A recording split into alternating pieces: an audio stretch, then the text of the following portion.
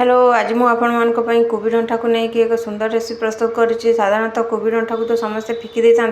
आज मुझे से डंठा को लेकिन एक सुंदर रेसिपी प्रस्तुत करुच्ची। रेसिपीटी बहुत स्वाद आपण या गरम गरम भात सहित कि रुटी सहित खाइबा दिंतु निश्चित भल लगे। चलते आम रेसिपी को आरंभ करवा।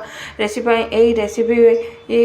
आज कोबी डंठा को नहीं कोबी को 3टी फूलकोबी नहीं कोबीर मु डंठा गुड़ी को बाहर कर नौ कोबीटा को आम सैड्रे काटिकी रखिनवा आम अलग रेसिपी रे प्रस्तुत करवा। वर्तमान आम कोबी डंठा को आम प्रस्तुत करवा। डंठा गुड़िक मुझे क्लीन करके काटी नहीं देखु डंठा गुड़िक एवं तार जो केना केना बाहरी आम सफा करके काटी नवा।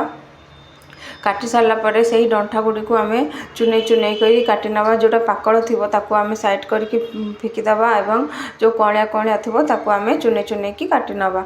वर्तमान देखो मु चुने चुने की काटी नौची यहपरी भाव में आम छोट छोट करके काटी नवा। जिते छोट छोट कर काटे से टेस्टी हम रेसिपी।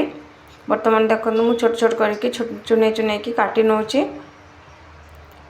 यहपरी भाव में आम काटी नवा। वर्तमान देखु वर्तमान मुझे कोबी डंठा सब गुड़ी को मु काटी नौची यहपरी भाव में छोट छोट करके काटी नौची।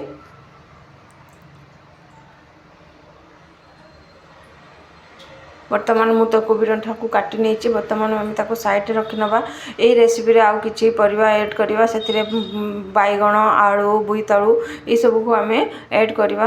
वर्तमान आम कौन करवा बैगण आलू एवं बोईतालू को चुने चुने करके काटी नवा।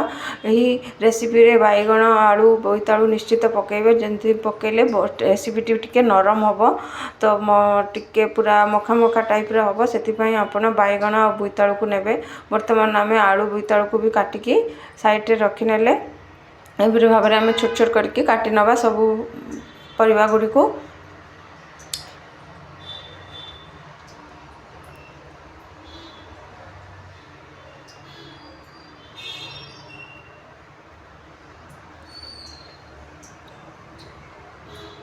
वर्तमान आमर परिवा कटा भी हो गला भल भाव में मुझे धोई नौची पानी पकईकि भल भाव धोई नौची। एवं वर्तमान आम कौन करवा गोटे कुकर नवा। कुकर रे आम परिवा गुड़ी को सब ऐड कर नवा।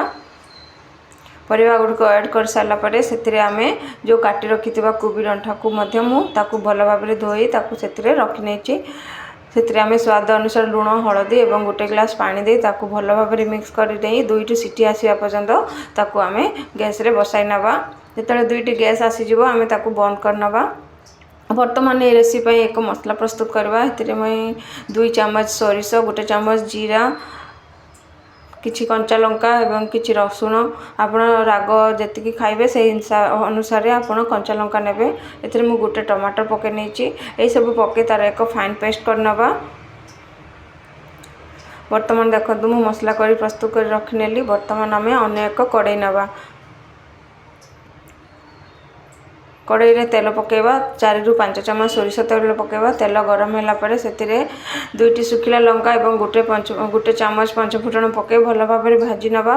ताहा हैला परे टिके फुटिला परे से आम काटी रखिथिबा कटा पियाज पके भल भाव में भाजी नवा। पियाज टिके अल्प लाल ही आसिला बेलू आम जो बाटी रखी सोरिष बटा से सोरिष बटा को से ऐड कर नवा। वर्तमान मुझे कलर आसापी मुझे किछि गोटे चामच काश्मीरी लंका गुंड ऐड करुच्ची जहाँ फल आमर रेसिपीटी बहुत टेस्टी आसीबो एवं कलरफुल हम। वर्तमान आमर काश्मीरी गुंड पकई आम से बटा मसला पके नवा। बटा मसला पके भल भाव में 1 ରୁ 2 मिनिट पर्यंत भाजी नवा। से ग्राइंडर जार टिके अल्प पानी दे भल भाव में आम मिक्स कर नवा। मिक्स करी सोरिष बटाटी को भल भाव में टिके कषि नवा। बेसी समय आम कषिबा नहीं अल्प कषिबा। जितेबाला अल्प कषि आसो आम जो सिझेकी रखी परिवा से परिवा गुड़ी को आम से ऐड कर नवा। ऐड करी भल भाव में मिक्स कर नवा। भल भाव में मिक्स करी प्रेस कर नवा जहाँद्वारा टिके मखा मखा टाइप हो। वर्तमान आमर शेष में कटा धनिया पत्र पकई भल भाव में मिक्स कर नवा। वर्तमान आमर प्रस्तुत हो गला कोबी डंठा रेसिपी। Bye bye.